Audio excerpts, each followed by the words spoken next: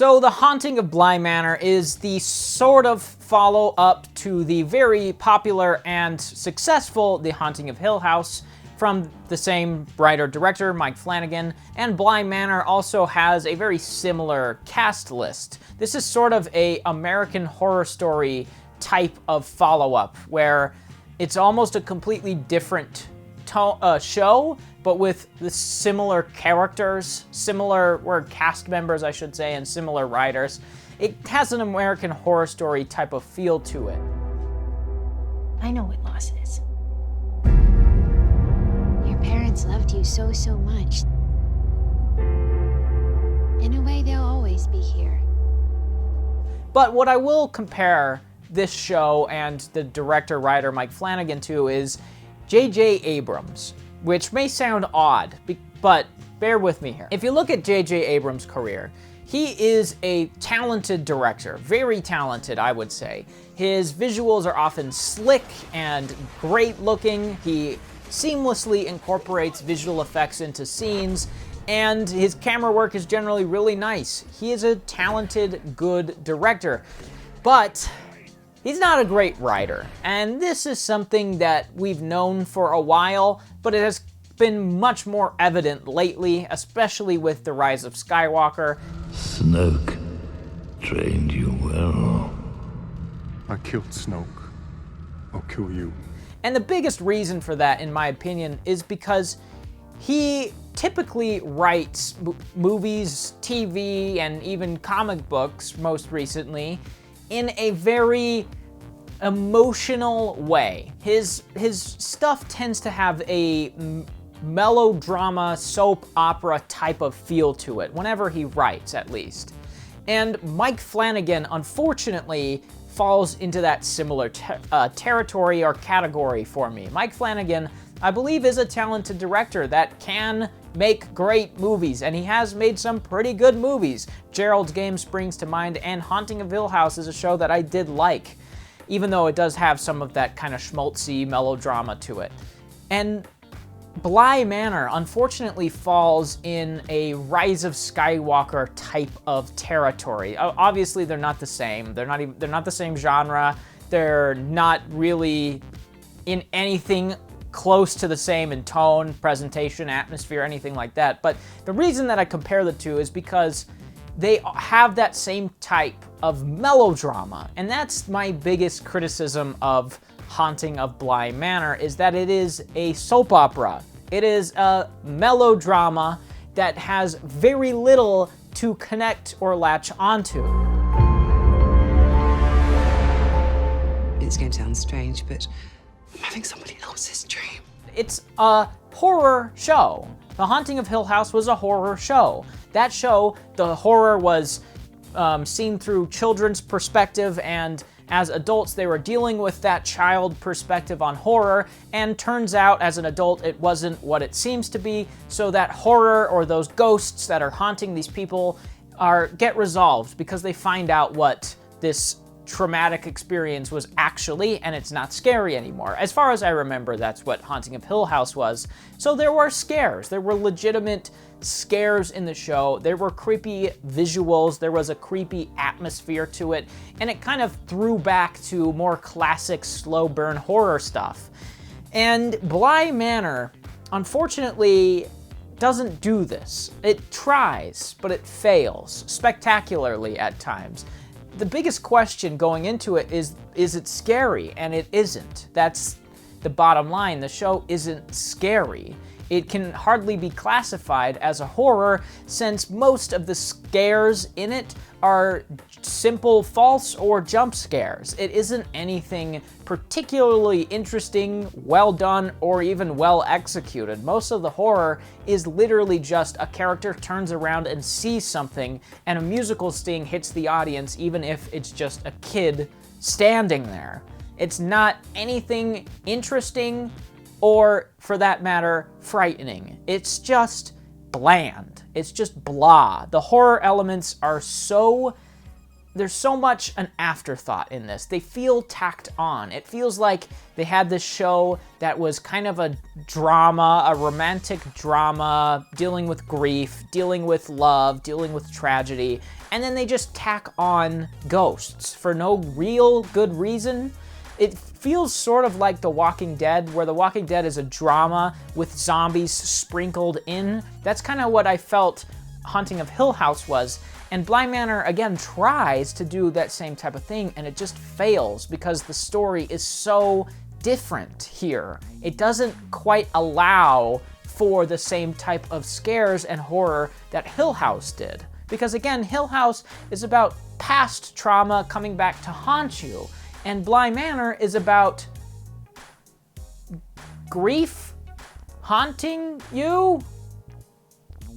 It's very flimsy at best.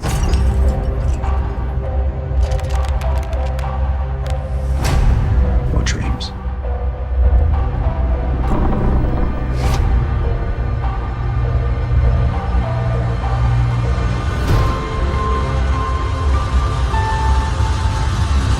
Which leads me into the story here. The story in Bly Manor is completely uninteresting. It follows a girl who goes to England to escape some past that is revealed later on, and she takes up a nanny position where she's watching over two very strange children and interacting with the manor's housekeepers, cooks, and gardeners, and what have you. So let's get into the story a little bit more and talk about my gripes with it. Again, my biggest issue is that it is very schmaltzy, it's very melodramatic, and we can get into that as we go through the story here.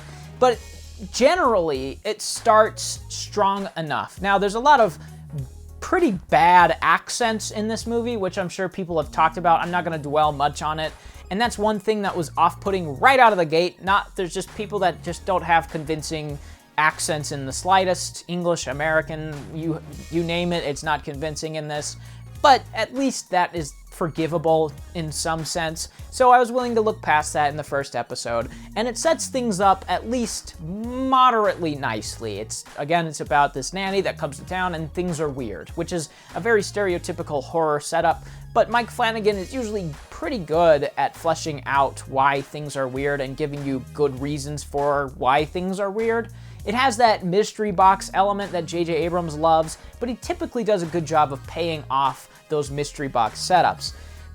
Here, not so much. There's quite a few characters in this as well, and none of them really mesh together to make a cohesive story or really an interesting story. You have the housekeeper, who turns out to be dead. You realize that later on. You have a cook who is alive but does nothing for the entirety of the show. He literally does absolutely nothing. There's the gardener who falls in love with the main character, the nanny girl, American Nanny, and the gardener does absolutely nothing too. She just falls in love with the nanny for reasons I'm not really sure why. I didn't really get a good sense of their relationship or of a connection. They just kind of fall in love because I guess they're both lesbians. So you have to fall in love. I don't know. It's very flimsy. Then there are ghosts who are characters that come up later on. It's a very strange show in that way. There's like 5 episodes. The first 5 episodes are basically just about those characters, the nanny, the kids, and the people in this house, which I thought would be the whole show, and I think it should have been the whole show. But turns out there are ghosts all over this house. You see a fair amount of them, and you see in Flora, the little girl's little like house set with dolls in it, that she has all these ghosts that are in doll form spread throughout the house, and you can see exactly where they are. And there's some kind of fun visuals where people are walking through the house, and in the background you can see one of the ghosts, and it adds a little bit of atmosphere. But there are ghosts in the house that the movie or the show takes a lot of time, unnecessarily I would say, to flesh out. There is a ghost who is the Scottish con artist, and he is in love with the ex-nanny of the house, whose name I'm forgetting, Rebecca, I think. And then there is another ghost who has no face, and she walks around the house at night. And that's essentially the three main ghosts that the show takes its time to develop. And all this happens past the 5th episode. So the last 4 episodes, you have an entire episode dedicated to 3 ghosts, and then the story wraps up with the last one. We're dead.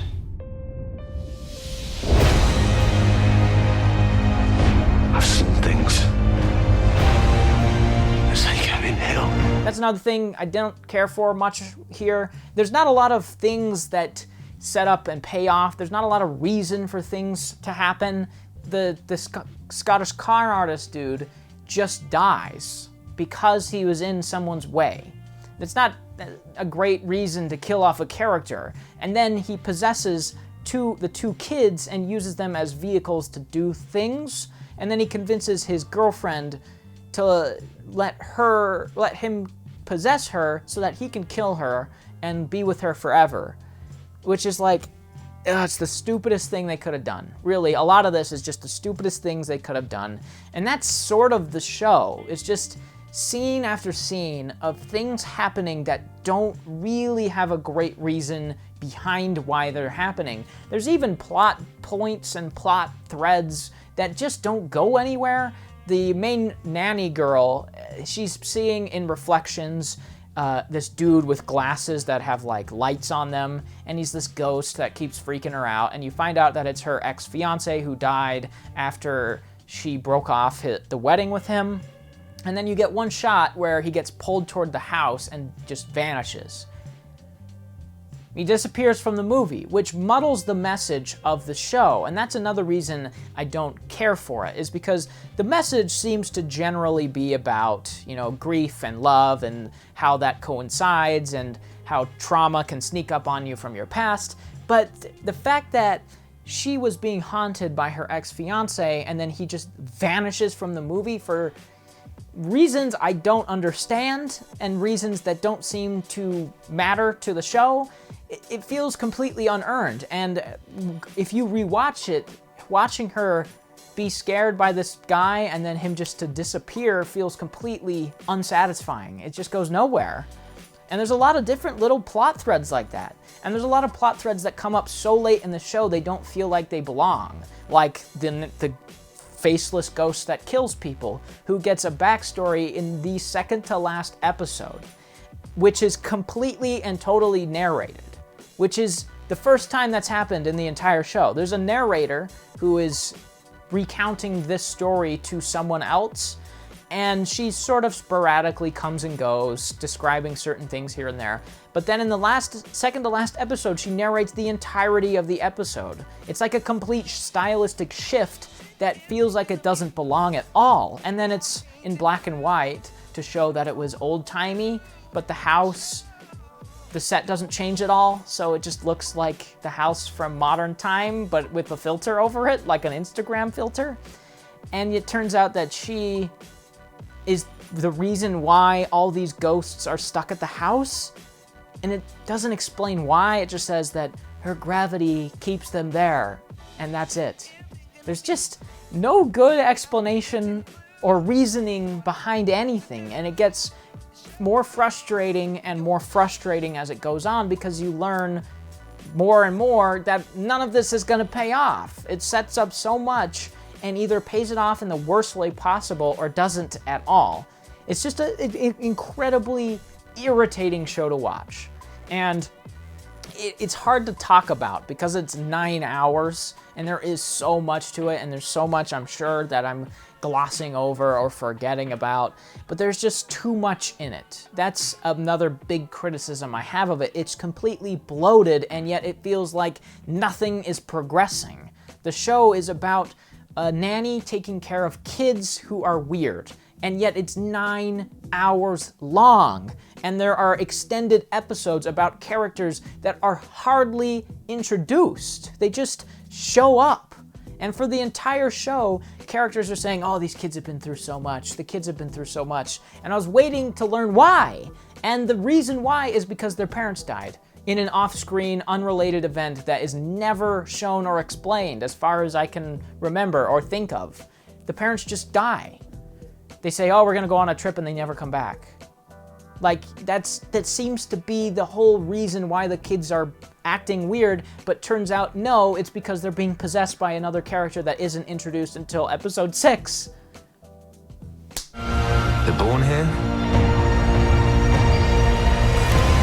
They die here. I don't like it. I really dislike it. I think all of the emotional beats in it are very hollow because they aren't earned. You don't really care about anybody because you don't get a lot of time with anybody. There's too many characters, there's too many plot lines, and not a lot of it is satisfying or interesting, so it just ends up being head-scratching. I'll probably give it a 4 if I had to rate it. I find TV shows kind of difficult to rate though, but 4 probably. If I'm viewing it as like a top-down, as like a movie perspective, probably a 4. Maybe a 3. I really dislike it.